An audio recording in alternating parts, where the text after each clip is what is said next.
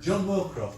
John's been actually the backbone of building the May Day event, and he just needs to say a few words.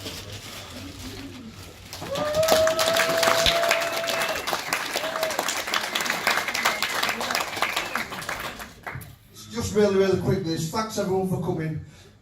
Today I got a donation off one of the local councillors, the Trades Council, to actually fund this event, which it was going to be an annual event. Just had a quick word with some committee members.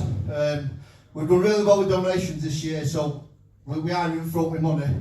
So we've got £50 here, and I want to give this to Unison Strikers, and I want to have a good drink on all the road today. This is really well. This is good.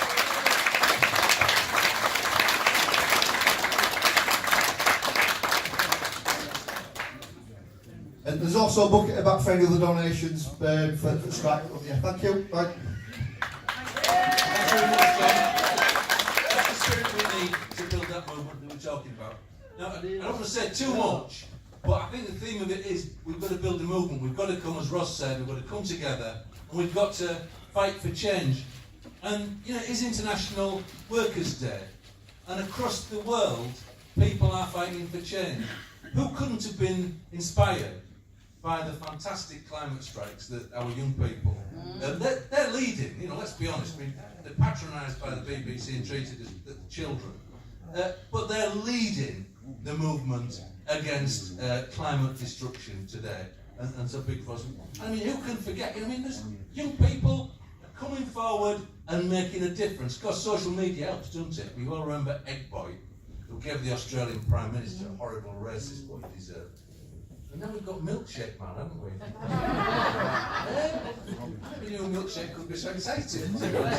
Tommy Robinson is feeling the pain. He's feeling what he is. He's a nasty little racist. And our movement has to overcome people like him. But as I say, we have got good things to celebrate in Doncaster.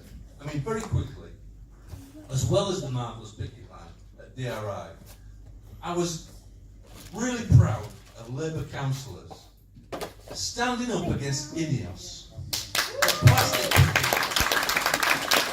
and the packet. Our Labour councillors came out onto the streets and led a protest. And it was on the day of the elections when the BBC were banging on about party differences and Brexit and what have you. But what did we see in the marketplace in Doncaster? We saw people from different political parties coming together to fight for an issue that is absolutely vital, taking on INEOS. So there was Free South Yorkshire and our Labour councillors and trade unionists and people from the DRI Pickland protesting against INEOS. And that glimpse is how the future should be. Because internationally, we have some massive problems. I used to be a teacher, I'm retired now. But do you know, one of the things, maybe Ian later on might comment on it, but I don't know what he's going to say. But are you shocked by the support that the BBC has given to the US coup in Venezuela? Are you shocked by that? When we're coming together to fight for social justice, one of the chief allies of the US in overthrowing Venezuela is Colombia.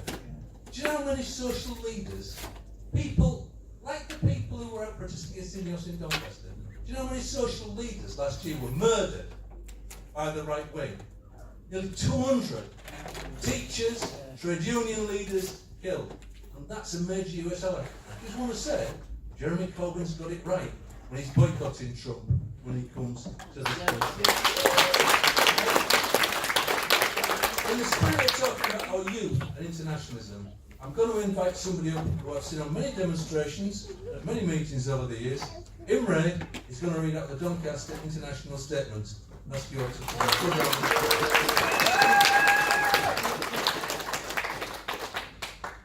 We want to live a full life without debt, slavery, war and decay. We want to share the world and its bounties equally. We see the workers everywhere as our brothers and sisters. We offer our solidarity to all workers whose cause is freedom without regard to race or creed. Our solidarity gives us strength and is a weapon against oppression. We're fighting to end senseless competition where workers always lose. We are fighting against the fear and hatred our rulers use to divide us. We stand against the 1% whose rules mean war and tyranny, poverty and pollution. We stand for the international unity of the working class and a socialist world. Our unity can sweep away hatred and oppression. Our new world will cherish education and culture, creativity and compassion. For the many, not the few, workers of the world unite!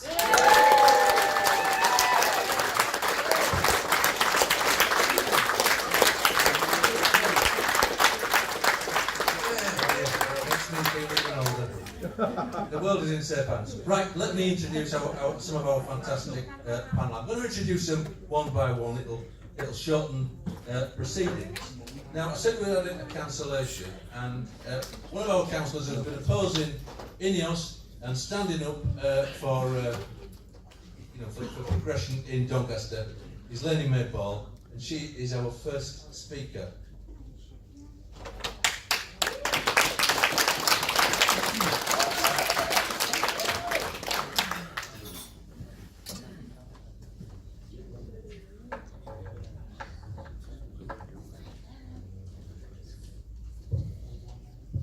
Good afternoon, everybody. Thank you very much for attending today. Each year it gets bigger and better. John and the team for the committee always do a fantastic job, and people could be out them, really. So thank you very much. Today I'd like to talk about young people. I'm quickly getting out of that category, so I need to quickly hurry up and get as many in as possible. But for sort of like the last few months, I've had quite a bit of work within my community about antisocial behaviour, issues facing young people, and it's kind of a whole picture that we kind of just look at today and to understand how the Tory government is failing our young people from day one. So we'll start off with education. So we know now that they are on about bringing in testing for 4-year-olds. This is against what people have already said about testing for Year 6 pupils at primary schools. It's completely inappropriate. It takes away any sort of fun in learning, which is how children learn. But on top of that, we've now got secondary schools that have got poor curriculum. These aren't setting skills for life. These are just getting people to pass tests and causing a lot of unnecessary stress. They're focusing their success on sort of like key performance indicators like a business, so that they can access more funding from the government, which doesn't go to the young people, it just goes into their back pockets. As we all know, the ridiculously high wages of the chief execs of academies that are on 400 grand plus. This definitely is not getting put back into our schools or in our communities in any way. They've scrapped work experience. Schools just won't pay for it. They won't pay for the insurance. They won't even bother getting somebody in the school that's dedicated solely for careers advice and guidance. So that means that young people, like myself, so when I were at school, I finished school and I had work in RSPCA that I could put on my CV, a bit of experience, somewhere to start. These kids are leaving school with no experience of outside, and they're not able to get a starting job. This also leads on to the fact that on top of refusing to pay for an extra member of staff for careers advice and guidance, they haven't got somebody in there dedicated for pastoral support either. So this is why we've got a mental health crisis among our young people at the moment. The fact that many politicians, because they're obviously older than young people, they don't actually understand the impact social media is having on them, so they don't know what the solution will be or how to fix this. So our young people have got increased anxiety, depression, and topple this with having to step out into the world with no support. It looks quite bleak. It looks like they come out and there's no hope. Increased exclusions from academies, so the increased ASB that we get in our area, 9 times out of 10, these are kids that have been excluded from academies with no real reason. It's just that the academies basically can't be asked to deal with them within school, so they just get rid of them. Obviously, it makes their league tables look a lot better. Youth services, our youth services in Conisbrough and Denby, we have got a fantastic group of volunteers that run sessions, but this is the same, not even just across the borough, but across the country. Community centres are shutting down, and the only youth provision that we've got is from volunteers, so it's people having to do this in their spare time, which is fantastic that people are stepping up and taking on this role, but it's also not appropriate with some of the things that they have to deal with day to day. On the ASB, that we've got this obviously antisocial behaviour and sort of like low-level criminality, but what I am increasingly seeing is something called like county lines, which is organised crime, and it is gangs coming from areas like Sheffield and slowly filtering them ways through. So currently in Doncaster we had this in Mexborough, and it's now filtering through to Conisbrough and Dennerby. And the issues that we've got is we've got young people at that crucial age from sort of like leaving primary school at 11 that are so vulnerable to sort of like getting involved with organised crime, that they're really easy just to get straight away involved. The parents are unaware that this is happening, the schools often are completely unaware, and they're susceptible to people taking advantage, and there's a massive increase in children in criminal exploitation. This is a real crisis that is happening now, and nobody is taking it seriously. I was at a conference the other week that had primary school teachers there, NHS workers, people from all across the police force, and they were saying that this is, people are saying it's knife crime, but nobody's actually looking about the organised crime, and that criminals are now taking advantage and exploiting our young people. We've got a youth council in Doncaster, and they did a Make Your Mark consultation, and they got responses from young people across Doncaster about what their areas that they were mainly concerned about, and they got a 60% response rate, which were fantastic that they'd even managed to do that on a really small budget. But their biggest issue that they had was mental health and knife crime, because young people are being told in the media that there's knives everywhere, everybody's getting stabbed, so they feel that they have to have one. And there's young people that are being ignored within schools, because the schools get any inkling that they're being involved in this behaviour, they're just getting rid of them straight away. So not even providing that pastoral or that sort of holistic support that they need. On top of this, this sort of divide that we've now got in communities like mine between the adults and the young people is forever growing. And it's really worrying when I see comments on social media where adults are threatening to kick their heads in because they've had enough of low-level criminality behaviour, quad bikes on the street. And as much as we can offer a local solution, where we demand more resources from the police to come into the areas, or we demand more from our neighbourhood response team within the council, this is a national crisis. This is not just for Doncaster. This is happening up and down the country, and it is being ignored. On top of this, if they come out of school, then they've got issues trying to get on the housing ladder, got rogue landlords that are charging ridiculous rent prices, and they've got the gig economy and the poor wages, which means that they're just sent straight out into the world, and it just looks really bleak, Or they go to university and they get about 40 grand's worth of debt, so it's up to them really which one they want to go for.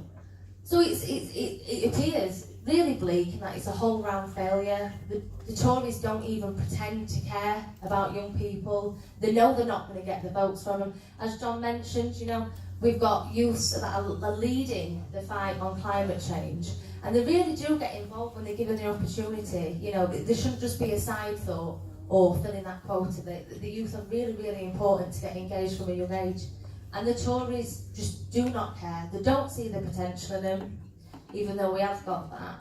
And for me, we really do need sort of like Jeremy Corbyn's politics, and the way he sees it is that everybody's got their own individual bit to give, and we've got to celebrate that and really embrace young people and empower them to be able to make a change.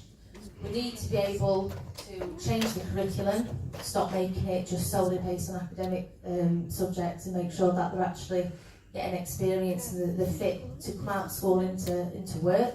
Because not every young person goes straight into university. That's not what happens, even though academies think that's the only way they're going to get measured. And we need a Labour government that will also push up the wages for 16 to 25s. And for me, the whole politics of Jeremy Corbyn and the Labour Party and how we all see this is the fact that we know it takes an entire village to raise a child, and we need that mentality coming back in with appropriate connection services. Thank you very much.